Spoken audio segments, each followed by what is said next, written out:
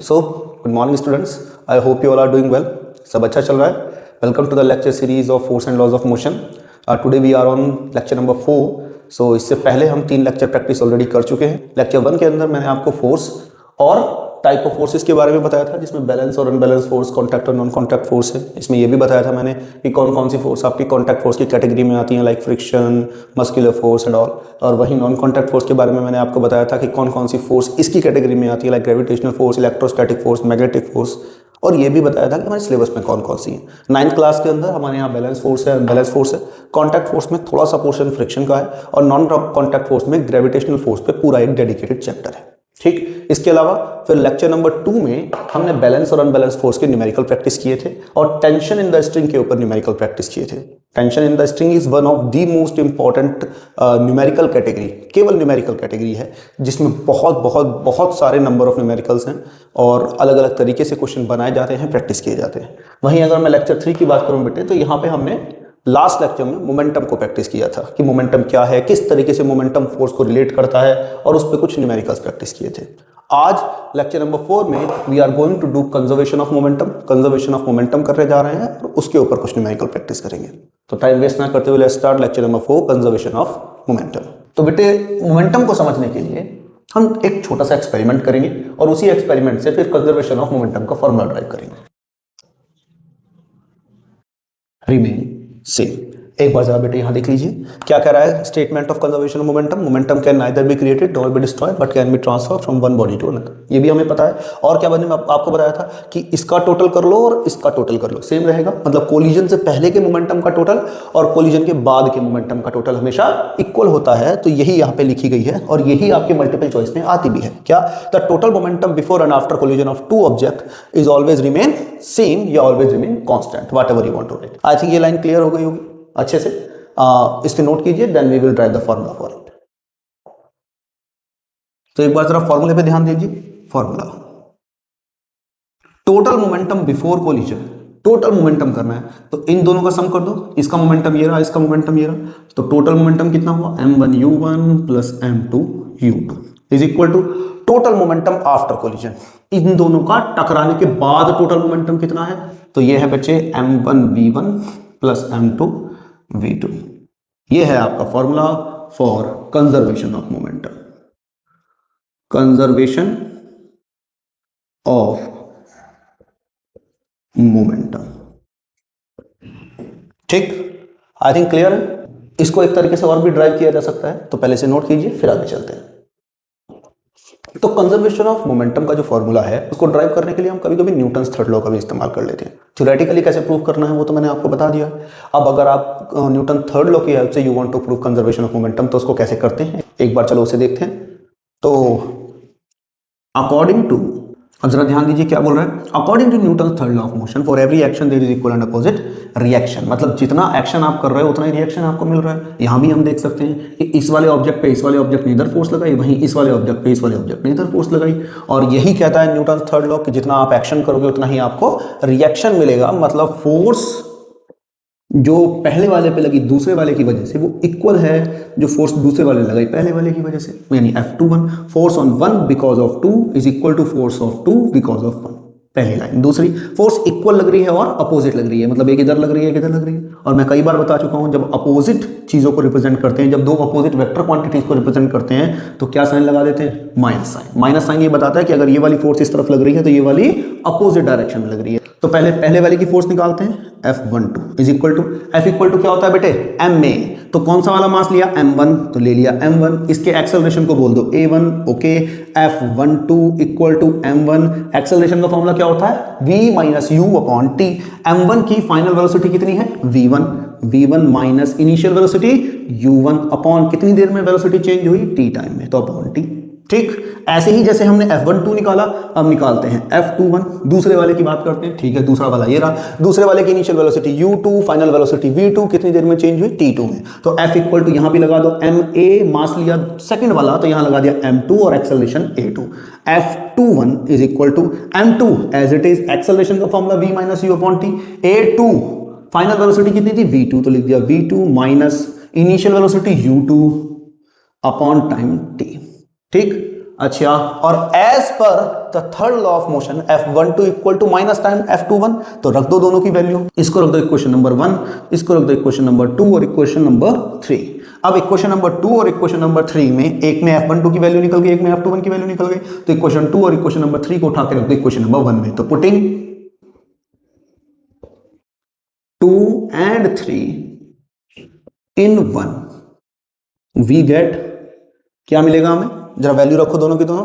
F12 की value क्या है, M1 V1 minus U1 upon T, तो रख दिया बच्चे M1 V1 minus U1 upon T is equal to minus time F21 की वैल्यू ये रही M2 V2 minus U2 upon T. इतना हिस्सा क्लियर है, टी से टी कैंसिल। अब जरा इसकी मल्टीप्लाई अंदर कर दो, क्या बनेगा, M1 V1 minus M1 U1 is equal to, अब इस माइनस की मल्टीप्लाई भी अंदर कर दो, तो माइनस M2 V2 और minus minus plus M2 U2। ठीक है, अब हमें क्या करना है बेटे, UU वाले एक तरफ कर दो, VV वाले एक तरफ कर दो। तो ये V वाला है माइनस का, इसे इधर ले आऊं, और ये U वाला है प्लस का, इसे उधर ले जाऊं। तो जैसे ही ये इधर आएगा तो M1 V1, अब माइनस का M2 V2 इधर आके प्लस का हो जाएगा, plus M2 V2 is equal to, अब माइनस का M1 U1 उधर जाके प्लस का हो जाएगा, तो M1 U1 और प्लस M2 U2। इसको रीअरेंज कर दो, इस वाले को इधर लिख दो, इस वाले को उधर, तो क्या बन जाएगा आपका M1 U1 plus M2 U2 equal M1 V1 plus M2 V2। इस तरीके से भी हम इसे प्रूव कर सकते हैं by using third law of motion. I think clear हो गया होगा किस तरीके से with the help of third law of motion we can also prove the conservation of momentum concept. इसमें कोई कंफ्यूजन तो होनी नहीं चाहिए, सिंपल है, ठीक, तो इसे नोट कीजिए। Then let's start doing the numericals of conservation of momentum. So here we are our with numericals. अब एक एक करके दोनों न्यूमेरिकल को सॉल्व करना स्टार्ट करते हैं। पहले एक बार जरा फॉर्मूले का रिवीजन कर ले। क्या फॉर्मूला है हमारे पास, M1 U1 plus M2 U2 equal to M1 V1 plus M2 V2। दो ऑब्जेक्ट होंगे, एक की इनिशियल वेलोसिटी U1 दूसरे की U2। एक्ट होने के बाद जो पहले वाले की फाइनल वेलोसिटी है वो V1 और दूसरे वाले की फाइनल वेलोसिटी V2। वेलोसिटी कोई सी भी हो उसकी जो यूनिट रहेगी वो मीटर पर सेकेंड, मास कोई सा भी हो उसकी जो यूनिट रहेगी वो रहेगी kg। These are SI units. और क्या बताया था मैंने आपको SI यूनिट्स के बारे में, ये वो यूनिट होती हैं जिसमें हम कैलकुलेशन परफॉर्म करते हैं। अगर मोमेंटम की बात करूं तो मोमेंटम का जो यूनिट रहेगा वो रहेगा आपका kg मीटर पर सेकेंड, वो आपकी SI यूनिट है। तो इसका मतलब वेलोसिटी किसी भी चीज़ में आपको दी हो, आपको हमेशा कैलकुलेशन किस में परफॉर्म करनी है, मीटर पर सेकंड में। मास आपको किसी भी क्वांटिटी में दिया हो, चाहे वो आपको टन में दिया हो, ग्राम में दिया हो, मिलीग्राम में दिया हो, आपको हमेशा किस में परफॉर्म करनी है कैलकुलेशन, kg में। वही मोमेंटम का ऑलरेडी मैं बता चुका हूँ, kg मीटर पर सेकेंड, इसमें हमें न्यूमेरिकल परफॉर्म करना है। ठीक, तो करते हैं अपना फर्स्ट न्यूमेरिकल। क्या बोल रहा है ये, 2 balls with 2 kg and 4 metre per second and 4 kg and 2 metre per second. ठीक है, 2 बॉल है, ओके। पहली वाली है 2 kg and 4 metre per second, तो M1 की वैल्यू दे दी बेटे 2 kg और U1 जो इसकी इनिशियल वेलोसिटी है वो दे दी 4 मीटर पर सेकेंड। ठीक है, इसको M1 मान लो, इसको M2 मान लो, okay. And 4 kg 2 metre per second, मतलब इस वाली बॉल के बारे में डेटा दिया है, M2 की वैल्यू दे दी उसने 4 kg और इसकी जो वेलोसिटी है वो दे दी बेटे 2 मीटर पर सेकेंड। कोलाइड, टक्कर लगी with each other if the velocity of first ball after the collision is 2.5 metre per second. पहली वाली जो बॉल थी, मतलब जिसका मास M1 था, उसकी जो वेलोसिटी हो गई वो हो गई 2.5 metre per second. Find the velocity of second one, दूसरी वाली बॉल की पूछ रहा है, मतलब M2 की जो वेलोसिटी है V2 उसकी वैल्यू को पूछ रहा है।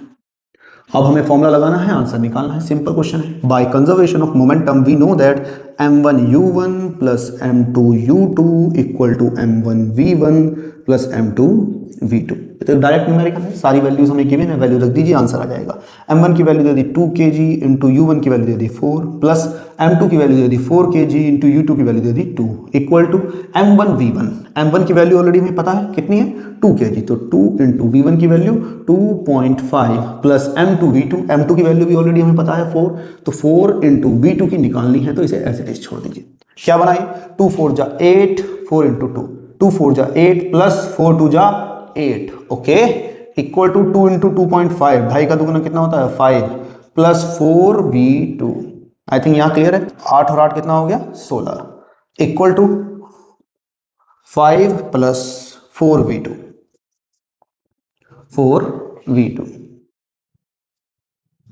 ठीक है, इसे इधर ले आइए तो 16 प्लस का ये इधर आके माइनस का हो जाएगा इक्वल टू 4v2। तो कितना हो गया हमारा 4v2 इक्वल टू 16 माइनस 5 11 और v2 इक्वल टू 11/4। 4 दूनी 8, 9 10 11 3 बजे, 4 7 28, 4 5 20। तो v2 की वैल्यू आ गई बेटे 2.75 मीटर पर सेकेंड। आई थिंक क्लियर है, ये तो बिल्कुल बेसिक न्यूमेरिकल था। अभी जो कंडीशन हमने पढ़ी थी उसी के ऊपर डायरेक्ट न्यूमेरिकल आ गया, लेकिन हर बार ऐसे आई है जरूरी नहीं। फर्स्ट न्यूमेरिकल हमने किया, अब जरा हम सेकंड न्यूमेरिकल पे एक बार ध्यान देते हैं, इसे नोट कीजिए फिर आगे चलते हैं। हाँ जी, so let's move on to the second one. क्या बोल रहा है? A 10 gram bullet fired from 2 kg gun. एक बुलेट फायर की है गन से, तो फायर करने से पहले बुलेट भी रेस्ट पे थी और गन भी, मतलब जो बुलेट थी वो गन के अंदर थी ना, दोनों की इनिशियल वेलोसिटी 0। ध्यान दो, दो चीजें दी हैं, एक बुलेट दी है बेटे और दूसरी गन दी है। ठीक, एक्ट होने से पहले बुलेट की जो इनिशियल वेलोसिटी थी वो भी 0 और गन की इनिशियल वेलोसिटी भी 0। ठीक है, बुलेट का जो मास है वो 10 ग्राम है, तो इसको m1 बोल देते हैं। बुलेट को 1 मान लो और गन को 2। m1 का जो मास दिया है बेटे कितना दिया है? 10 ग्राम। और मैं अभी थोड़ी देर पहले ही बताया था आपको, तो मास की ऐसा यूनिट होती है वो होती है किलोग्राम। तो इस ग्राम को किस में कन्वर्ट करना पड़ेगा? किलोग्राम में। बेटे ग्राम को किलोग्राम में कन्वर्ट करने के लिए मल्टीप्लाइड में 10⁻⁻3। तो ये ग्राम किस में कन्वर्ट हो गया? केजी में। तो m1 की वैल्यू कितनी हो गई? ये 10⁻1 है, 10⁻3, तो पावर ऐड हो जाएगी 1 - 3, तो ये हो गया 10⁻2 kg। आगे क्या बोल रहा है? A 10 gram bullet fired from 2 kg gun. ठीक है, तो इसका जो मास दिया है वो कितना दिया है? 2 kg। इसका तो ऑलरेडी केजी में दिया है, तो कन्वर्ट करने की जरूरत ही नहीं। With velocity of 200 metre per second, जब बुलेट को उसने फायर किया तो उसकी वेलोसिटी कितनी हो गई? 200 मीटर पर सेकंड। तो फाइनल वेलोसिटी ऑफ बुलेट हो गई बच्चा 200 मीटर पर सेकंड। अब ध्यान दो, बुलेट को हमने क्या माना था? 1। तो फाइनल वेलोसिटी 1 की तो है, तो इसे v1 बोल दो। Find the recoil velocity of gun. Recoil velocity of gun पूछ रहा है, यानी v2 की वैल्यू पूछ रहा है। अब सवाल बेटे, रिकॉइल वेलोसिटी क्या होती है? जब हम गन को शूट करते हैं तो बुलेट तो आगे निकलती है और गन पीछे आती है झटके से, इस तरीके से। जितनी वेलोसिटी से वो पीछे आ रही है उसी वेलोसिटी को बोलते हैं हम रिकॉइल वेलोसिटी। अब इस रिकॉइल वेलोसिटी को निकालना है, लेकिन इस रिकॉइल वेलोसिटी के बारे में एक खासियत हम जानते हैं। क्या? जब हम गन शूट करते हैं तो बुलेट आगे जाती है और गन पीछे आती है। ये जो पीछे आ रही है इसी की इस वेलोसिटी को बोलते हैं रिकॉइल वेलोसिटी। इसमें बुलेट तो आगे जा रही है, लेकिन उसके रेस्पेक्ट में गन पीछे की तरफ आ रही है। गन की वेलोसिटी की डायरेक्शन, जो रिकॉइल वेलोसिटी है उसकी डायरेक्शन हमारी बुलेट की डायरेक्शन के अपोजिट है। और मैंने बताया था कि अगर दो वेक्टर्स अपोजिट डायरेक्शन में हैं तो एक पॉजिटिव रहेगा और दूसरा नेगेटिव। इसका मतलब जो गन की वेलोसिटी आएगी, जो रिकॉइल वेलोसिटी आएगी, वो कौन से साइन के साथ आनी चाहिए? नेगेटिव साइन के साथ। आई थिंक पॉइंट क्लियर है मैं क्या बोल रहा हूं। तो अगर हमारी वेलोसिटी निगेटिव आती है तो हमारा आंसर सही, और नेगेटिव नहीं आती तो आंसर गलत, क्योंकि यहां पे हमने इस वाली वेलोसिटी को क्या मान लिया? पॉजिटिव। तो दूसरी वाली ऑटोमेटिकली, क्योंकि उससे अपोजिट डायरेक्शन में है, क्या आंसर आएगा बच्चे? नेगेटिव। तो जरा सॉल्व करते हैं एक बार। तो by conservation of momentum, by conservation of momentum, m1u1 plus m2u2 equal to m1v1 plus m2v2। बेटे u1 और u2 की दोनों की वैल्यू 0 है, इसे यहां 2 लिख दो। u1 और u2 दोनों की वैल्यू 0 है, और 0 की किसी भी चीज से मल्टीप्लाई करो, इसका भी आंसर 0 प्लस इसका भी आंसर इक्वल टू m1 या 10⁻⁻2 इंटू v1 की वैल्यू कितनी है? 200, तो लिख दिया हमने 200 इक्वल टू m2 की वैल्यू कितनी दे रखी है? 2 kg, तो सॉरी प्लस m2 की वैल्यू कितनी दे रखी है? 2 kg, तो यहां लिख दिया 2 इंटू फाइनल वेलोसिटी इसकी v2 वो हमें निकालनी है। तो कितना हो जाएगा? 0 इक्वल टू ये 10⁻⁻2 है इंटू, अब जरा ध्यान दो, 200 है तो मैं लिख सकता हूं 2 इंटू 10⁻2 प्लस 2v2। अब ये 10⁻⁻2 ये 10⁻+2 कैंसिल कर देंगे एक दूसरे को, तो यहां क्या रह जाएगा बेटे? 2 प्लस 2v2। इस 2 को उधर ले आओ तो प्लस का 2 इधर आके माइनस हो जाएगा, तो माइनस का 2 इक्वल टू 2v2। अब हम जानते हैं अगर 2v2 इक्वल -2 है तो v2 की वैल्यू कितनी हो जाएगी? -2/2। कट गया आंसर, v2 की वैल्यू आ गई -1 मीटर पर सेकेंड। इसका मतलब है जो गन पीछे की तरफ आ रही है उसकी वेलोसिटी कितनी होगी? 1 मीटर पर सेकेंड। अब क्योंकि वो पीछे की तरफ आ रही है, बुलेट आगे की तरफ जा रही है, तो ये एक दूसरे को कैसे रिप्रेजेंट करेंगे? तो जवाब है एक प्लस वाली डायरेक्शन में जा रही है और दूसरी माइनस वाली डायरेक्शन में जा रही है। बताया था ना। तो आई थिंक क्लियर है, इसे नोट कीजिए फिर आगे चलते हैं। तो we are here with numerical number 3 and numerical number 4। एक एक करके जरा ध्यान देते हैं क्या कह रहा है numerical number 3। A 5 kg rifles fires a bullet of 50 gram and recoil with 2 metre per second, find the velocity of bullet. बिल्कुल पिछले वाला क्वेश्चन ही है, थोड़ा सा चेंज किया है उसके अंदर ताकि आप एक बार और रिवीजन कर सको उस तरह के क्वेश्चन का। क्या कह रहा है, एक राइफल है, उसने बुलेट फायर की 50 ग्राम की और रिकॉइल की 2 मीटर पर सेकंड के वेलोसिटी के साथ, तो velocity of bullet find out करवा रहा है। इस बार रिकॉइल वेलोसिटी ऑफ गन दी है और बुलेट की फाइंड आउट करवा रहा है। ठीक है, तो एक तरफ हम लिख लेते हैं बुलेट और एक तरफ लिख लेते हैं गन। इससे कोई फर्क नहीं पड़ रहा किसे 1 बोल रहे हो किसे 2 बोल रहे हो। तो ये हो गया आपका 1, ये हो गया बेटे आपका 2। इसका मास कितना दिया है बुलेट का, 50 ग्राम, तो हमने यहाँ लिख दिया 50 ग्राम। और हम जानते हैं ग्राम को किस में कन्वर्ट करना होगा, केजी में, तो हमने इसकी 10 टू द पावर -3 से मल्टीप्लाई कर दी। कितना हो गया ये 5। अब देखो ध्यान दो, ये 1 0 है तो इसको 5 × 10 लिख सकता हूँ, 5 × 10 × 10 टू द पावर -3। तो m1 की वैल्यू कितनी हो गई, 5 × यहाँ 10 की पावर 1 है, ये -3, ये 1 और -3 मर्ज हो जाएंगे, कितना हो जाएगा -2। तो ये हो गया 5 × 10 to the power -2 kg। m1 की वैल्यू मिल गई। अच्छा, फायर होने से पहले इनिशियल वेलोसिटी कितनी होती है इनकी, 0। ऐसे ही इसकी भी इनिशियल वेलोसिटी कितनी होगी हमारी, 0, लेकिन इसका मास कितना दिया है, m2 कितना दिया है, 5 kg। ठीक है, हमने लिख दिया यहाँ 5 kg। फायर किया, इसकी रिकॉइल दी है 2 मीटर पर सेकेंड। ठीक, गन की रिकॉइल दी है, मतलब फाइनल वेलोसिटी ऑफ गन दी है 2 मीटर पर सेकेंड। और हम सब जानते हैं कि अगर ये रिकॉइल है तो गन पीछे की तरफ आ रही होगी, बुलेट आगे की तरफ जा रही होगी। जब गन पीछे की तरफ आ रही है, अपोजिट डायरेक्शन में आ रही है, तो मैं इसको कैसे रिप्रेजेंट करूंगा, विद माइनस साइन। आगे वेलोसिटी ऑफ बुलेट पूछ ली, तो v1 की वैल्यू उसने पूछ ली। फॉर्मूला लगा दो, m1u1 plus m2u2 equal to m1v1 plus m2v2। क्या दिया है, m1 5 × 10 टू द पावर -2, और हम जानते हैं इनिशियल वेलोसिटी इसकी भी 0 इसकी भी 0। तो जब हम 0 की किसी चीज़ से मल्टीप्लाई करेंगे तो इसका आंसर भी 0 और इसका आंसर भी 0 इक्वल टू m1v1। m1 की वैल्यू है हमारी 5 × 10 टू द पावर -2, तो 5 × 10 to the power -2 into v1 निकालनी है, प्लस m2 की वैल्यू है 5 × v2 की वैल्यू कितनी दी है, -2, तो यहाँ रख दिया हमने -2। ये बचा 0 इक्वल टू, ये कितना हो गया बेटे, 5 × 10 to the power -2 v1 plus plus minus -5 × 2 = 10, तो माइनस का 10 इधर ले आऊंगा तो प्लस का हो जाएगा। तो 5 × 10 to the power -2 v1 equal to क्या हो जाएगा, -10 इधर ले आओ तो प्लस का 10, और v1 की वैल्यू कितनी हो जाएगी, 10/5 × 10 टू द पावर -2। ठीक, अब 5 2 = 10 और नीचे का -2 ऊपर लेके जाओगे तो प्लस हो जाएगा। तो v1 2 × 10 की पावर -2 ऊपर जाके किस में हो गया, +2 में, और 10 की पावर 2 का मतलब 100 के 2 से मल्टीप्लाई करो कितना आएगा, 200। तो v1 ये वैल्यू आपकी कितनी आ गई, 200 metre per second. Easy question था, अभी अभी किया था इसके जैसा एक क्वेश्चन। तो आई थिंक क्लियर हो गया होगा, कोई डाउट नहीं होगा, नोट कीजिए, फिर आगे चलते हैं। हाँ जी, अब जरा इस पे ध्यान दीजिए बेटे, वो क्या बोल रहा है, a boy 40 kg jumps out of a 200 kg boat at 2 metre per second, find the velocity with which boat moves backward. अब पहली चीज तो ये बात हमें समझनी होगी कि ये jumps out of the boat है। मान लो बोट पानी पे खड़ी है और मैं बोट के बाहर की तरफ जंप लगा रहा हूं, तो बोट तो पीछे की तरफ जाएगी ना। अरे बोट खड़ी है इस तरीके से, मैं बोट के अंदर हूं, मैं out of the boat jump लगा रहा हूं, मतलब बोट के बाहर की तरफ जंप लगा रहा हूं। तो मैं तो आगे की तरफ जा रहा हूं, लेकिन मेरे पैरों के नीचे जो बोट है वो किस तरफ जाएगी, पीछे की तरफ जाएगी। इसीलिए उसने पूछा है कि जो बोट बैकवर्ड मूव कर रही है, पीछे की तरफ मूव कर रही है, उसकी वेलोसिटी बताओ। आई थिंक पॉइंट क्लियर है, इसे करना स्टार्ट करते हैं। फिर क्या बोल रहा है, ए बॉय ऑफ 40 kg, मान लीजिए बॉय और बोट दो चीजें हैं, बॉय को 1 बोल दिया, बोट को 2 बोल दिया। 40 kg है तो m1 equal to 40 kg।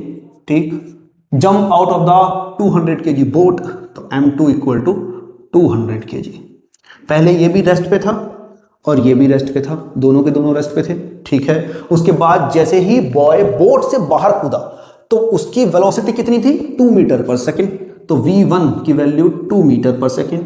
Find the velocity with which boat move backward, पीछे की तरफ बोट मूव कर रही है।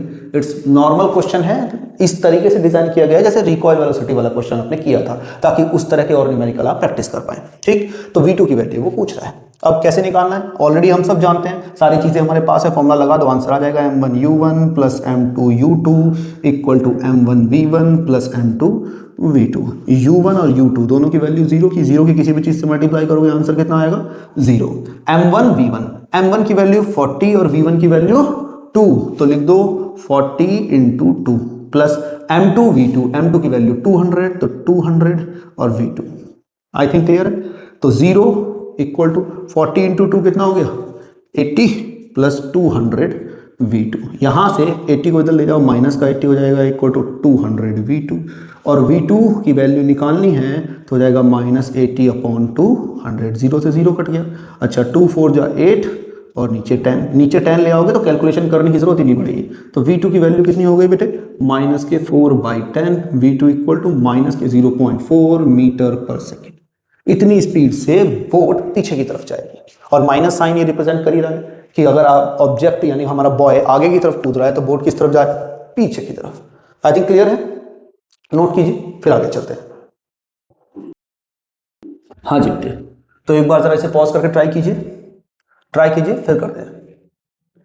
क्या कह रहा है question, 2000 kg truck 10 metre per second की स्पीड से चल रहा है, hits a stationary car of 1000 kg, they stuck together, find the common velocity.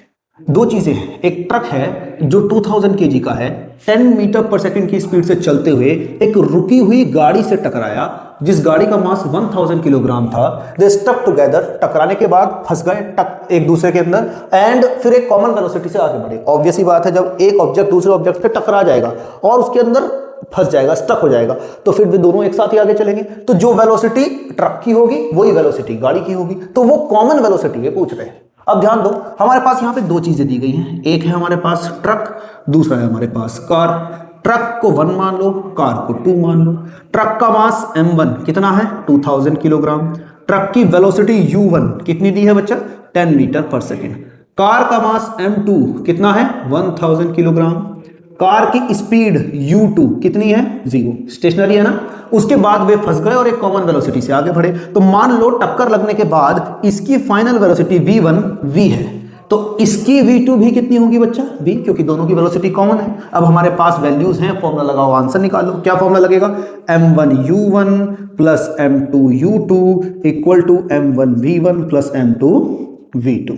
लगा दो, क्या वैल्यू दी है, m1 2000 तो 2000 इंटू u1 की वैल्यू 10 तो 10 प्लस m2 u2 की वैल्यू बेटे 0 की किसी चीज से मल्टीप्लाई करोगे तो आंसर आएगा 0 इक्वल टू m1 v1 की वैल्यू है 2000 इंटू v1 की वैल्यू v प्लस m2 1000 और v2 की वैल्यू भी v। यहां क्या हो गया, 2 1 2 3 4 1 2 3 4 इक्वल टू 2000v 1000v कितना हो जाएगा बच्चे, 3000v। अरे ऐसे याद रखो इसको, 2000x प्लस 1000x जोड़ रहे हैं ना, 2x प्लस 3x 5x, ऐसे 2x प्लस x 3x, ऐसे 2000x प्लस 1000x 3000x, ऐसे 2000v प्लस 1000v कितना हो जाएगा, 3000v।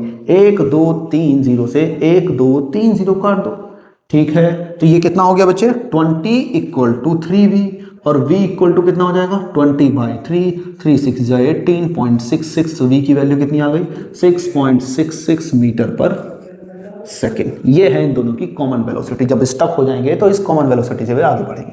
आई थिंक क्लियर है, इजी क्वेश्चन था, इसे नोट कीजिए फिर इसके जैसा एक और करते हैं। तो हियर इज अवर क्वेश्चन, एक बार जरा पॉज करके ट्राई कीजिए, फिर करते हैं।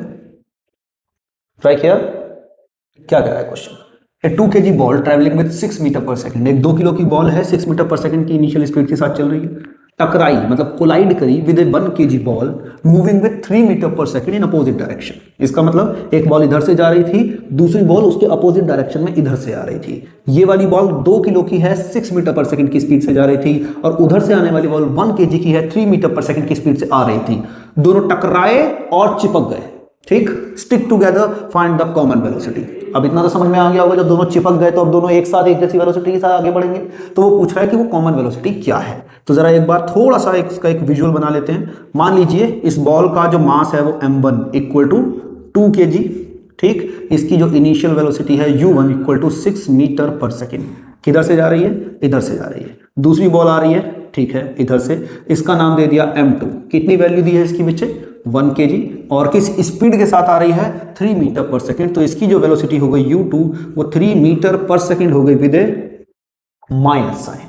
और क्यों, बिकॉज अपोजिट डायरेक्शन में आ रही है। After collide they stick together और कॉमन वेलोसिटी के साथ मूव करने लगे। तो अगर मैं इसकी फाइनल वेलोसिटी v1 को v मान लूं तो इसकी फाइनल वेलोसिटी v2 भी कितनी हो जाएगी, v, और इस v की वैल्यू हमें आइडेंटिफाई करनी है।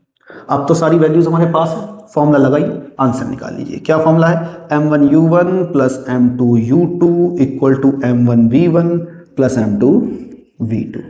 अच्छा, m1 की वैल्यू 2 इंटू u1 की 6 प्लस m2 की वैल्यू 1 इंटू u2 की value -3 equal to m1v1, m1 की 2, v1 की v प्लस m2 1 और v2 की भी v। कितना हो जाएगा? 2 6 जा 12 प्लस माइनस माइनस 3 1 जा 3 equal to 2v plus 1v। कितना हो गया बच्चा? 3v। 12 में से 3 गया, कितना बचेगा? 9 इक्वल टू 3v और v इक्वल टू 9/3, 3 3 जा 9। v की वैल्यू कितनी आ गई बच्चा?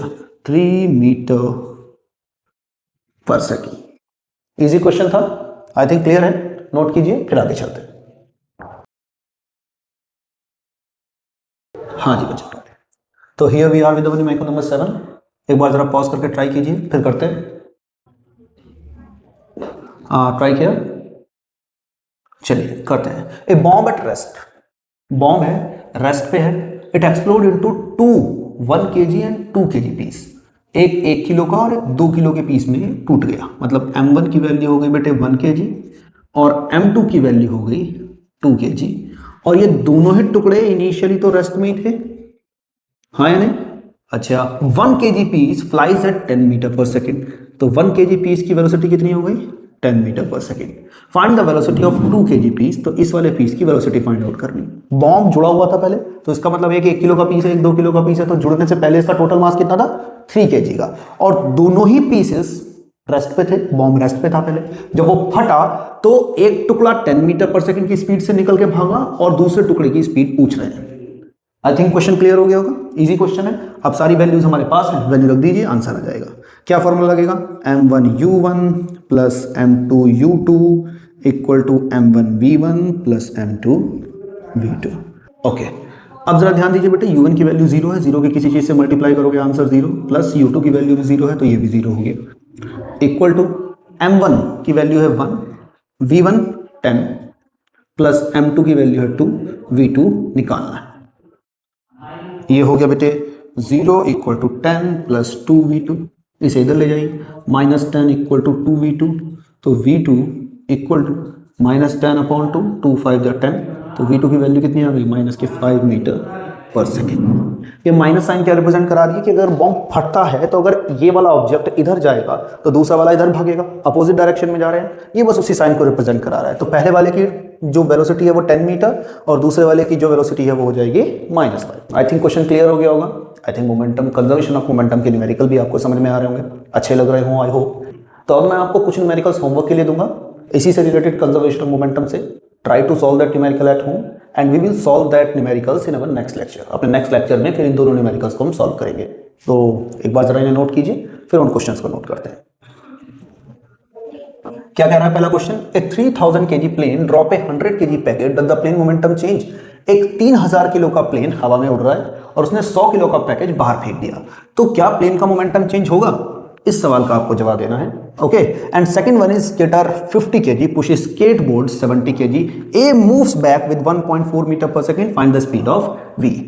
स्केटर ए है 50 किलो का, स्केटर बी है 70 किलोग्राम का। स्केटर ए ने स्केटर बी को पुश किया और वो पीछे आ गया। पीछे कितनी स्पीड पे आ गया? 1.4 मीटर पर सेकंड की स्पीड से। तो पूछ रहा है कि बी की स्पीड बता दो कितनी है। ये दूसरा क्वेश्चन है। ये दोनों ही क्वेश्चन बहुत आसान है, इतने मुश्किल नहीं है। तो please try to give the answer of these 2 questions in comment section. I think ये क्वेश्चंस आपको क्लियर है, कोई डाउट नहीं होगा। कंजर्वेशन ऑफ मोमेंटम का कॉन्सेप्ट भी आपका क्लियर हो गया होगा। अगर आप यहाँ तक आ गए, मैं तो आपका थोड़ा सा टाइम और लेना चाहूँगा। I just want to say कि please do comments and share this videos as much as you can, and please like share and subscribe the channel. इसको लाइक कीजिए, शेयर कीजिए, सब्सक्राइब कीजिए। जितने लोगों तक ये पहुंचेगा हमें उतनी ज़्यादा मोटिवेशन मिलेगी टू गो फर्दर, एंड और ज़्यादा क्वेश्चंस को हम लेके आएंगे। हमें बताइए कहाँ आप प्रॉब्लम फेस कर रहे हैं, कहाँ दिक्कत आ रही है, या किन चीज़ों को हमें और ज़्यादा बेहतर करना होगा। ठीक है, आई होप ये लेक्चर आपको अच्छा लगा हो, इनमें आपको कुछ सीखने के लिए मिला हो। ठीक है, तो मिलते हैं अपने नेक्स्ट लेक्चर में। Thank you and have a nice day.